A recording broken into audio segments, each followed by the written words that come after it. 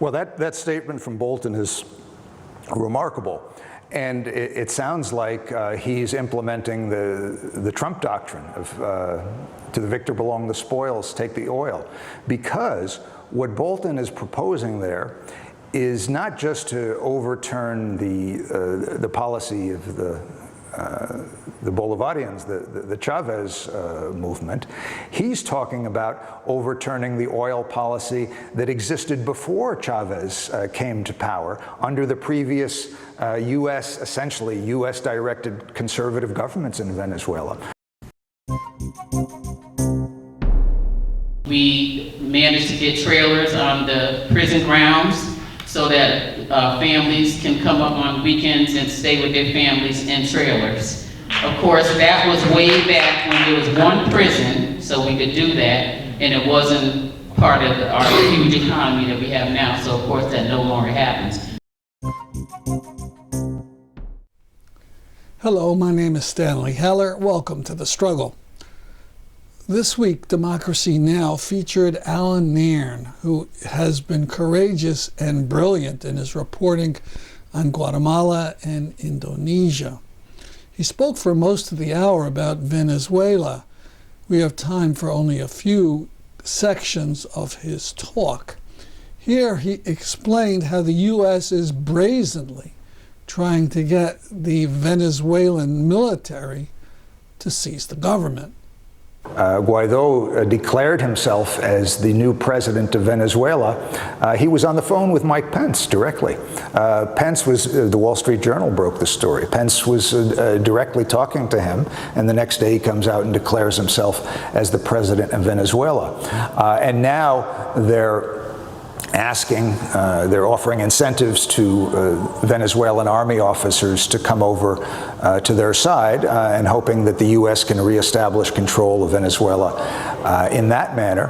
But if that fails, I think there is a chance that the U.S. would consider an invasion of Venezuela.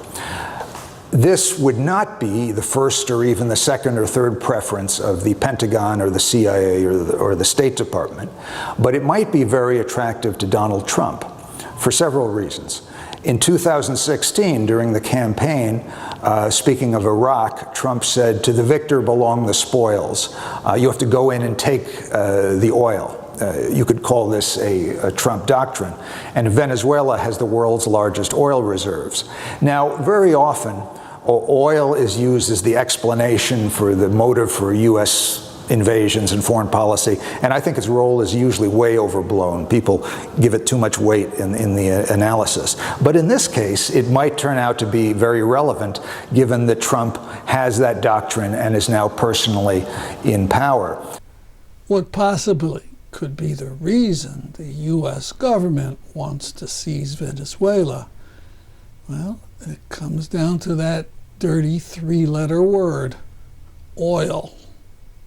So let's go to John Bolton, the National Security Advisor on Fox Business. We're in conversation with major American companies now that are either in Venezuela or, in the case of Citgo, here in the United States. I think we're trying to get to the same end result here. You know, Venezuela is one of the three countries I call the troika of tyranny. It'll make a big difference to the United States economically if we could have American oil companies really invest in and produce the oil capabilities in Venezuela. It'd be good for the people of Venezuela. It'd be good for the people of the United States. Well, that statement from Bolton is remarkable. And it sounds like he's implementing the Trump doctrine of to the victor belong the spoils, take the oil. Because what Bolton is proposing there is not just to overturn the policy of the Bolivarians, the Chavez movement. He's talking about overturning the oil policy that existed before Chavez came to power under the previous essentially U.S.-directed conservative governments in Venezuela. When Chavez came to power, the oil company in Venezuela was already nationalized. He inherited that. He did not suddenly nationalize an oil industry that was, controlled by American corporations. It was already done by his predecessors. Bolton is actually proposing a radical change in the traditional economic policy of Venezuela. And also, by the way, the idea that the Venezuelan oil company is some alien force to Americans is not true. Many of your viewers have probably been to what used to be called Cities Service, what now are called Citgo gas stations across the United States. These are the stations of Citgo, which is the American subsidiary of the Venezuelan state-owned oil company, and they've been doing business, in a normal business fashion in the United States for decades upon decades. Yeah, the oil companies want to invest in Venezuela, if invest means grand larceny. Now, Nairn is not whitewashing Maduro by any means. Here he tells us about Maduro's bizarre choice to follow a right-wing money policy. In recent years, it's been run into the ground, in part by bad decisions by the government. For example, there was just a catastrophic monetary policy that they adopted for quite a few years, where Venezuela, on what they said were anti-imperialist revolutionary grounds, they essentially adopted the monetary policies proposed by the U.S. right-wing politician Ron Paul, and they kept the currency exchange rate fixed. With catastrophic consequences, creating this massive gap between the official exchange rate and the black market. And that ended up benefiting rich people who were able to, it helped them to buy imports, but it completely disrupted the rest of the economy. He outright calls him incompetent and corrupt. Where Maduro does not have near the popular support that Chavez did, where he's really been running the country into the ground and has been using the fact that the U.S. is trying to undermine the government as a universal excuse for everything, for his own incompetence and corruption and brutality against protesters in the streets. This government, the Maduro government, is in a rather weak position. And it appears that the population is now becoming rather divided. For years, the opposition in Venezuela was kind of a classical rightist Latin American force, with the rich, the very rich, the oligarchs, the top business people aligned with many sectors of the middle class.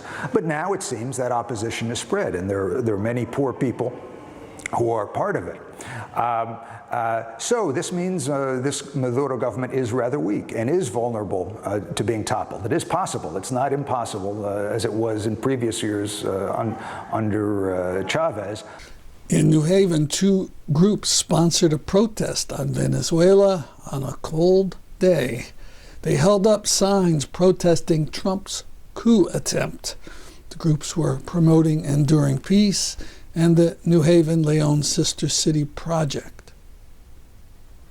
Rosa DeLauro is the local member of Congress in the New Haven area.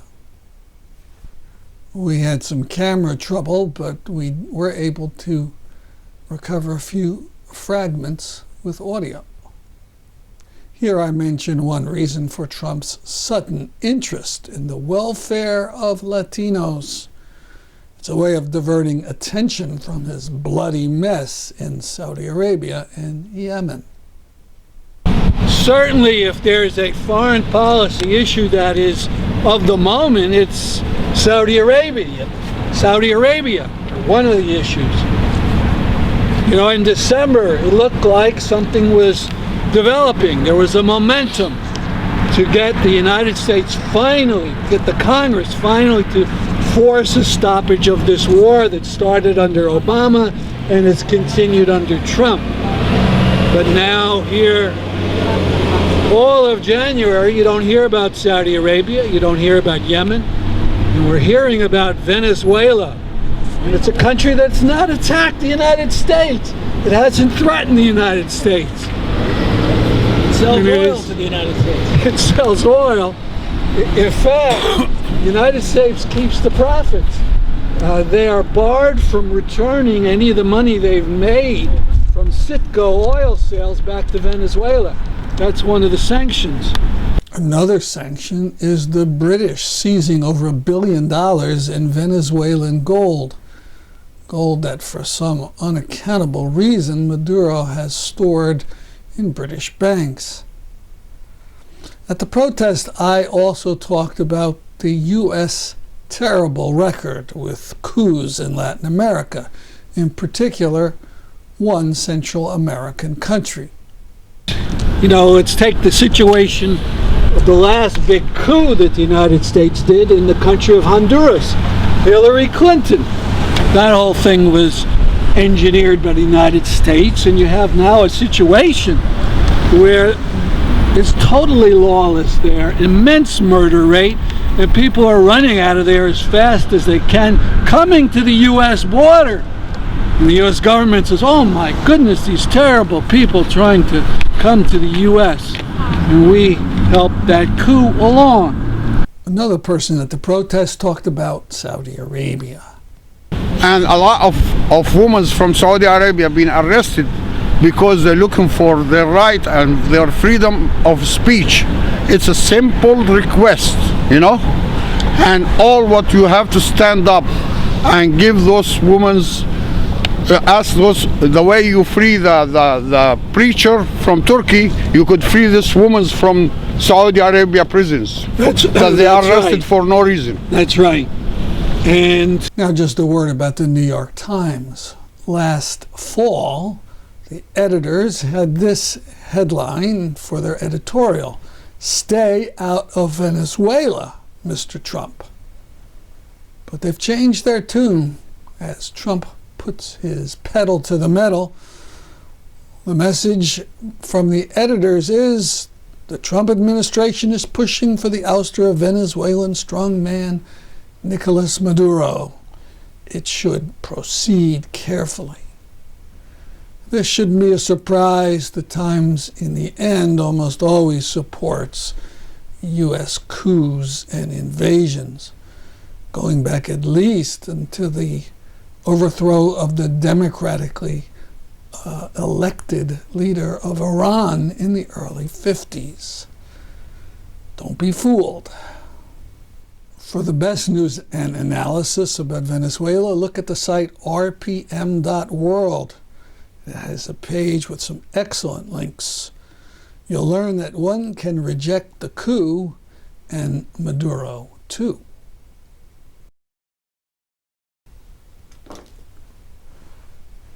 More troubles for Syrians. This in Idlib. Last month, a rebranded Al-Qaeda seized the area. This week, Assad forces bombed Marat al-Numan, killing many civilians. A U.S. court has found the Assad regime liable for the deliberate killing of the journalist Marie Colvin, right after she reported on indiscriminate bombing inside of Syria. Assad forces targeted the building she was hiding in, killing Colvin and another reporter. The court awarded her family $300 million. Colvin was the subject of the recent movie, A Private War. Finally, on the subject of Syria, I'd like you to look at the drawings of Mark Nelson, an artist and art teacher in Illinois. He has taken drawings of Goya, his Disasters of War series, and made a modern equivalent with the subject being the war in Syria. This is Goya's famous drawing of the shooting of prisoners in Nelson's update of Assad forces shooting people at the start of the rebellion in 2011. The drawings are gradually being put on the site of Promoting Enduring Peace, peace.org.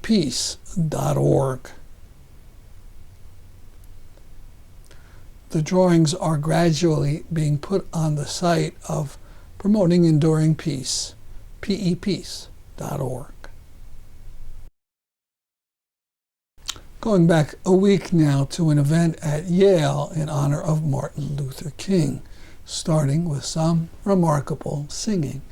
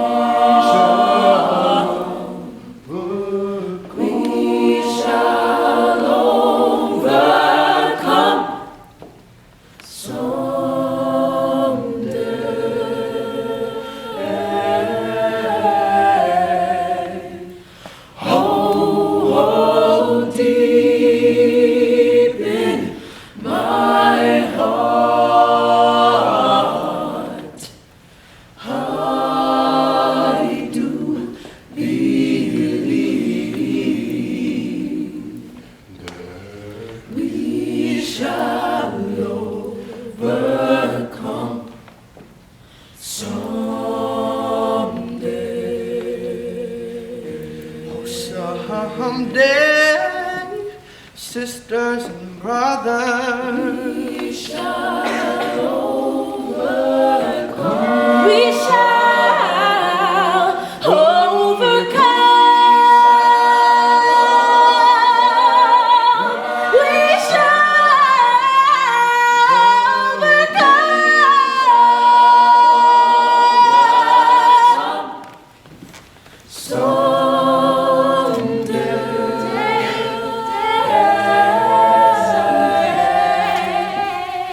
Oh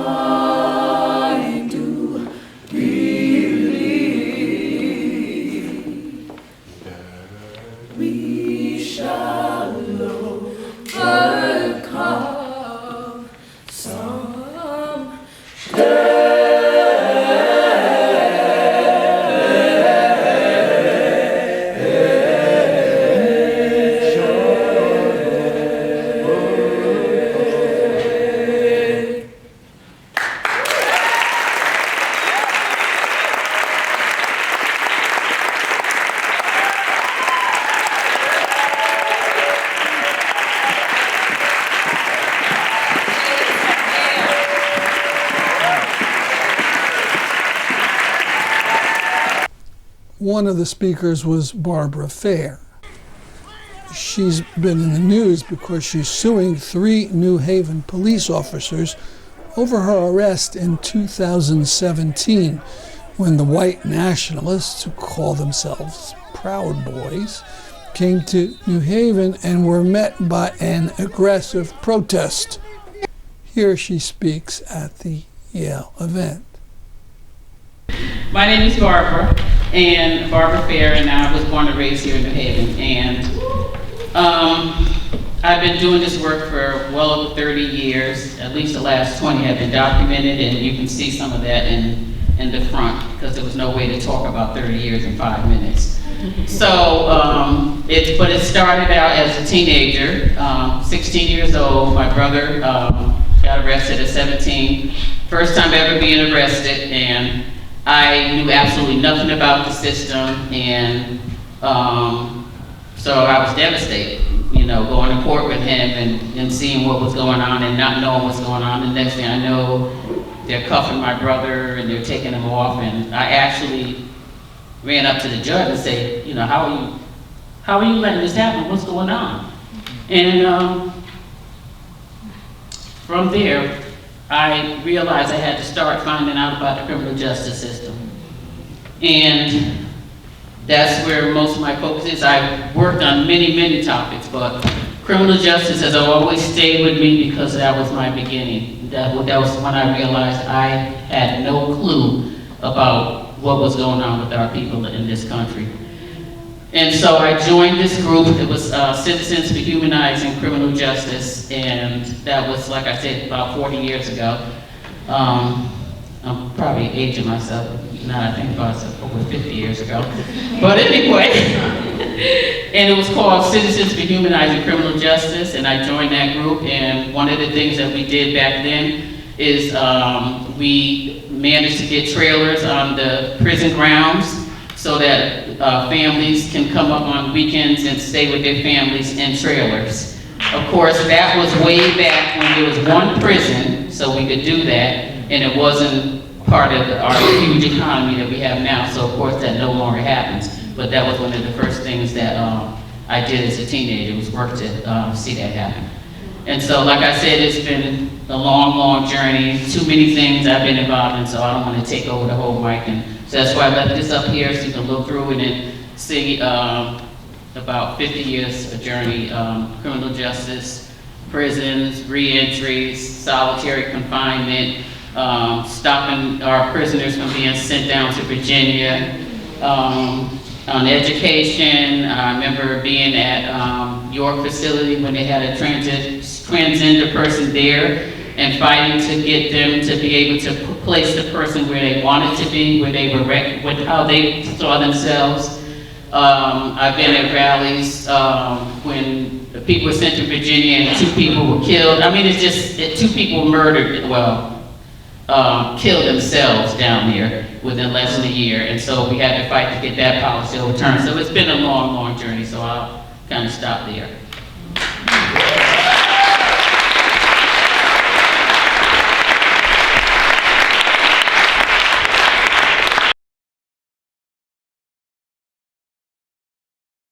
Last year, which was part of the evils of doing this work, I was assaulted on the green by New Haven police officers.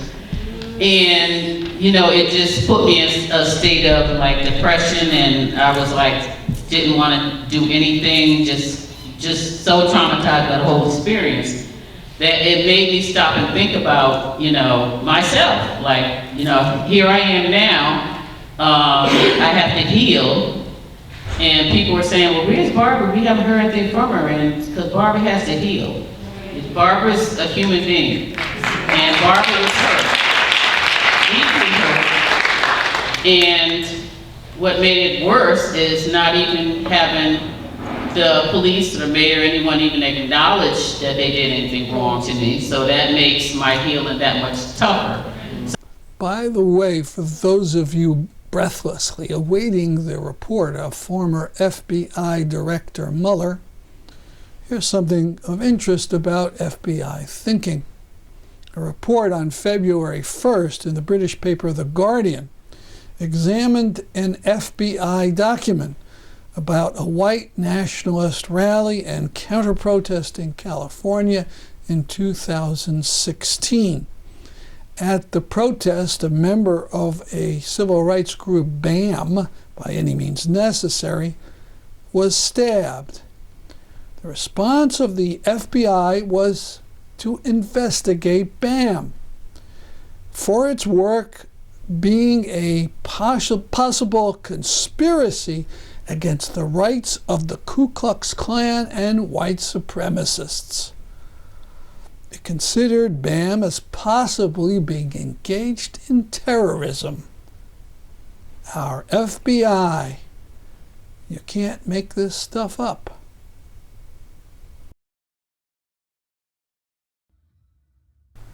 In Palestine and the West Bank, a typical scene of humiliation as Israeli soldiers make Palestinians kneel in front of Silwad village on January 21st.